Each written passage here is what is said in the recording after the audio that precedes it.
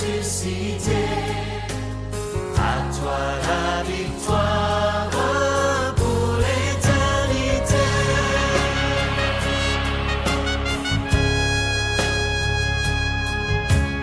À toi la gloire pour ressuscité. À toi la victoire pour l'éternité. Brillant de lumière, l'ange est descendu. Il roule la pierre du tombeau vaincu. À toi la gloire pour ressusciter. À toi la victoire pour l'éternité. Vois-le paraître, c'est lui, c'est Jésus, ton sauveur, ton maître, on ne doute plus.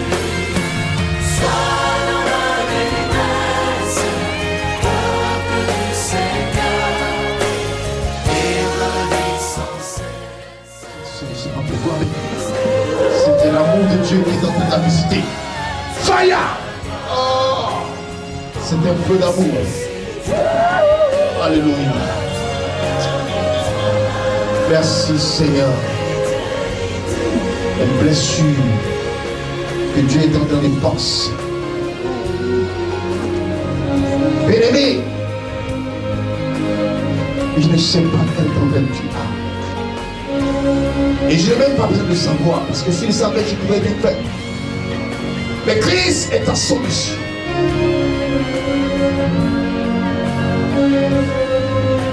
Je ne sais plus là. Quel est ton problème? Quel est ton problème?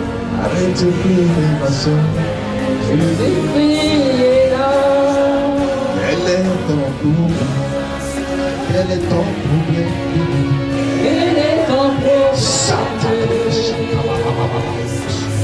Jésus priez La là. puissance du Esprit maintenant te touche. Quel est ton À problème? tous égards. Jésus On priez ne t'appellera plus malédiction parce que Christ est entré dans ta vie. Amen. On ne t'appellera plus malédiction parce que tu es devenu une nouvelle créature. L'apôtre Paul dit, lorsque nous sommes en Jésus, toute chose est ancienne. Nous sommes une nouvelle créature. Alléluia. Si tu es une créature, tu vas une créature nouvelle, tu vas acclamer Jésus-Christ de Nazareth. Dieu. On prépare le livre. On ne t'appellera plus malédiction. Pourquoi? Vous savez, il existe des personnes dans notre vie qui ont un destin qui semble s'apparenter à la souffrance. Une succession de malheurs. Alléluia. Amen. Les problèmes sont tellement nombreux dans sa vie que lui-même se demande mais pourquoi Dieu même m'envoie sur la terre. Mais s'il était mort, c'est mieux. C'est pourquoi souvent on assiste à des gens qui mettent fin à leur vie. Ils abrègent leur vie. Dis à ton voisin, je n'abrégerai pas ma vie. Jamais. Dis à ton voisin, je ne peux pas me suicider. Dis-lui, pour rien au monde, je vais mettre fin à ma vie. Alléluia. Parce que Dieu a un décès. Il a un plan pour toi. J'aime bien ce cantique. Vous savez comment je prêche, je chante. Jésus a un plan pour moi. Jésus a un plan pour moi. Jésus a un plan pour moi. Jésus a un plan. Oh oui, le plan de Jésus. Amen. Le plan de Jésus, c'est que je puisse régner. Amen. Le plan de Jésus, c'est que tu puisses dominer tes ennemis. Amen. Le plan de Jésus, tu seras quelqu'un de distingué. Jésus a un plan pour moi. Jésus a un plan pour moi. Jésus a un plan. Je ne peux pas mettre fin à ma vie maintenant. Je ne mettrai pas fin à ma vie ni demain. Pourquoi? Parce que c'est vrai. Peut-être que je vis des problèmes. Peut-être que je souffre. Mais Dieu n'a pas encore dit son dernier mot. Amen. Je n'ai pas entendu. Amen. Dieu n'a pas encore dit son dernier mot. Et quand il va parler, les gens vont se mordre le doigt. Amen. Ils vont dire non. Il y a quelque chose de bizarre dans la vie de cet homme. Amen. Cette femme-là, il y a quelque chose de bizarre dans sa vie. Amen. On dirait qu'elle est passée chez un marabout. Amen. Bien aimé, ce n'est pas un marabout. Parce que le marabout dont il est question, il s'appelle Jésus-Christ de Nazareth. C'est quelqu'un qui change la vie de l'homme. Voilà Dieu. Amen. 1 Samuel. Dis Amen. Amen. Chapitre 1. Tu vas lire à partir du verset 1er. On commence toujours au commencement. Parce que c'est au commencement que le voisin d'à côté croyait avoir gagné. Il n'était qu'au commencement. Le match ne venait que de commencer et puis la grille victoire. Dis-lui, la fin de toute chose vaut mieux que le commencement. Alléluia. 1 Samuel, chapitre 1, à partir du verset 1. Lis ma fille jusqu'au verset 7. La montagne d'Éphraïm. La montagne d'Éphraïm. Il s'appelait Elkana, Ce monsieur, il portait le nom de Elkana. fils de Yoram, fils de Hibou, D'accord. fils de Tohu, fils de Souf, un Éphratéen. C'était un fils d'Éphraïm. Il avait 2 femmes. Ce monsieur avait 2 femmes. L'une s'appelait Anne Il y a une femme qui portait un nom merveilleux. La Bible dit qu'elle s'appelait Anne. et la seconde Et la seconde Pénina. s'appelait Pénina. Pénina avait des enfants. Pénina avait des enfants, Anne n'en avait pas. mais Anne, elle n'avait pas d'enfants. Tous les ans, ce homme montait de sa ville pour se prosterner devant le Seigneur le Tout-Puissant et pour lui sacrifier à Silo. Amen. Tu veux verset 5? Non. Vas-y. Il y avait là, comme près du Seigneur, les 2 fils d'Élie, Ophni et Pinas. Vers le jour où Elkana offrait le sacrifice, il avait coutume d'en donner des parts à sa femme, Pénina, et à tous les fils et filles de Pénina. Mais à Anne, il donnait une part d'honneur, car c'est Anne qu'il aimait, bien que le Seigneur lui rendit stérile. Alléluia. Amen. La Bible dit, le monsieur qu'on appelle Elkana, le fils d'Éphraïm, alléluia, il avait 2 femmes. Parmi les 2 femmes, il y a une qui avait la grâce d'enfanter. Et il y a une autre qui n'enfantait pas. Vous savez, les Hébreux sont même chose comme les Africains. À un certain niveau.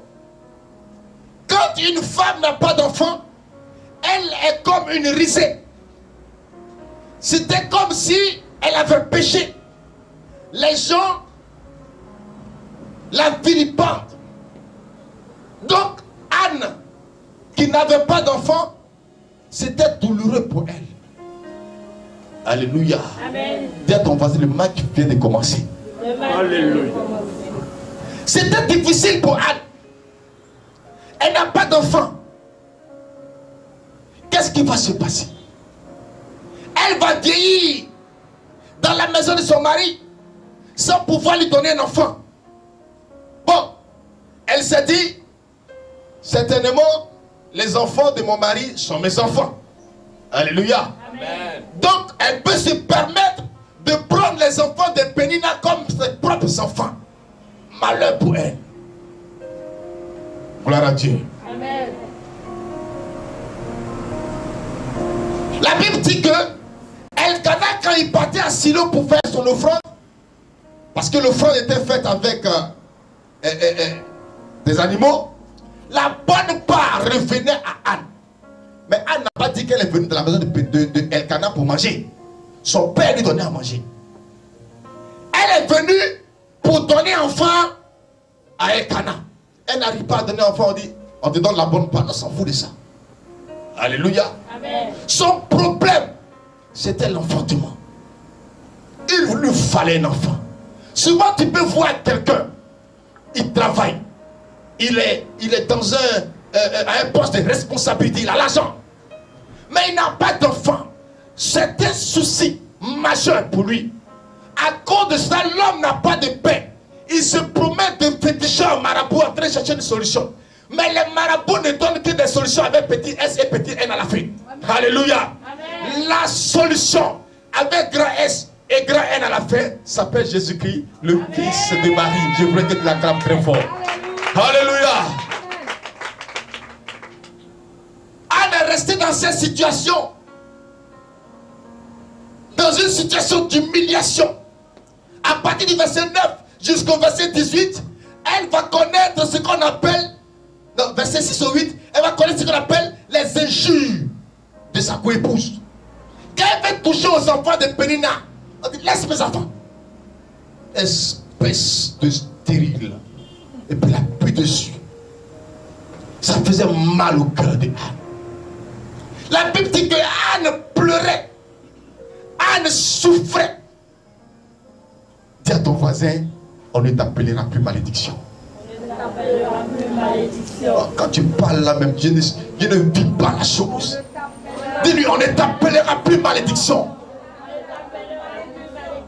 Anne souffrait. Anne était dans l'angoisse.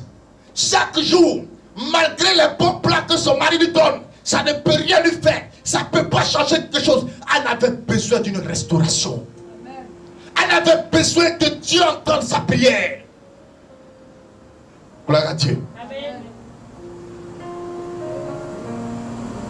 Anne va se mettre en prière. Bien-aimé dans le Seigneur, quand tu vis des problèmes, quand tu vis des persécutions, ne te lamente pas seulement, mais cherche à prier. Dis Amen. Amen. Anne va se référer à la prière. Tellement sa coépouse l'a humiliée. Espèce de votre cimetière. Qu'est-ce que tu peux faire? Que peut-il venir du pont de toi? Si ce n'est pas les douleurs, tu n'as rien, tu ne seras rien. Quand elle apprend encore, Pénina est enceinte. Après avoir fini de l'insulter, elle tombe enceinte. Anne est là. Elle prie seulement. Mais ce jour-là, quand Anne est arrivée à Silo, la Bible dit que après le repas, le prêtre Élie venait de manger, il était assis quelque part. Alléluia. Amen. Anne a dépassé Élie. Parce que ce n'est pas Élie qui va régler le problème de Anne. Sérieux. Un homme de Dieu ne peut rien faire avec. Amen. Bien-aimé dans le Seigneur, on cherche tous les hommes de Dieu. C'est à cause de ça qu'il faut m'aller sur vous. Amen. Dis Amen encore. Amen. On cherche tous les hommes de Dieu à cause de ça qu'il faut m'aller sur nous. Moi, je prends toujours mon exemple. Quand je suis rentré dans le fait de charismatique, je n'avais pas de père spirituel. Mon père spirituel, c'était ma Bible. Dis Amen. C'était ma Bible et mon chapelet. Je prie, oh je prie. Je bombarde, oh je bombarde. Alléluia. À un moment donné, les gens pensaient que j'avais l'expérience même dans l'affaire de charismatique. Je n'avais aucune expérience. À un moment donné, non, j'avais une restauration. Soit si tu respires et puis il y a un vent bizarre, un vent merveilleux qui souffle. Amen. Ça fait du bien. Amen. Prends le temps de prier. Souvent, on aime trop raconter nos problèmes. Quand tu racontes à ton voisin, quand tu racontes des problèmes, est-ce que c'est résolu? Il faut lui demander.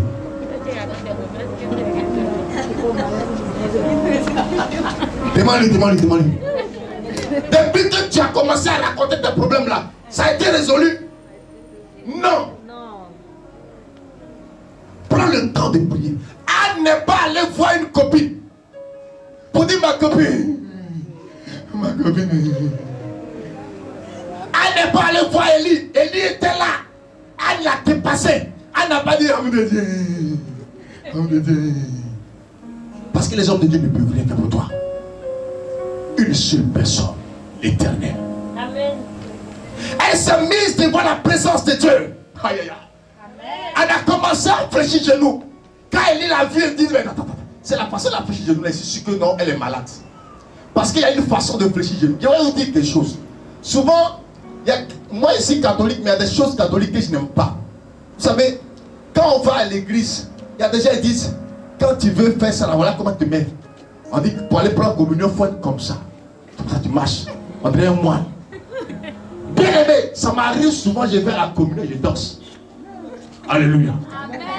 Ça dépend de ce qui se passe dans mon cœur. Tu ne sais pas ce que je viens de vivre tout à l'heure. Donc je m'en vais à la communion, je m'en vais rencontrer mon Dieu. Donc je peux danser pour aller prendre la communion. C'est pourquoi j'aime les méthodistes. Quand ils voient la communion, vous voyez, le ventre en train de danser. Mais les catholiques là, on dit quand tu danses comme ça là, la deuxième maison, les regarde sur toi. Donc si tu ne fais pas attention, même toi, tu as arrêté. Mais tout le monde se retrouve pour te regarder comme ça. Anne s'est mise à genoux de façon bizarre. Ce n'est pas la coutume des Hébreux. Parce qu'elle avait son problème que les Hébreux n'ont pas. Le problème de Anne là, Moïse n'a pas énuméré ça. Le problème de Anne là, ça ne se figure pas dans la loi que Moïse avait donnée au peuple. Est-ce que dans la loi de Moïse, il a été dit que si tu n'enfantes pas, il faut faire une telle prière pour enfanter? Ça n'existe pas. Donc comment elle doit faire? Elle doit puiser la prière au-dedans d'elle. Bien aimé, tu vas me dire ce passage-là. 1 Samuel 1, 9. Après du verset 9. Anne se leva après qu'on eut mangé et bu à Silo. Quand tout le monde a mangé et bu, Anne va se lever pour partir.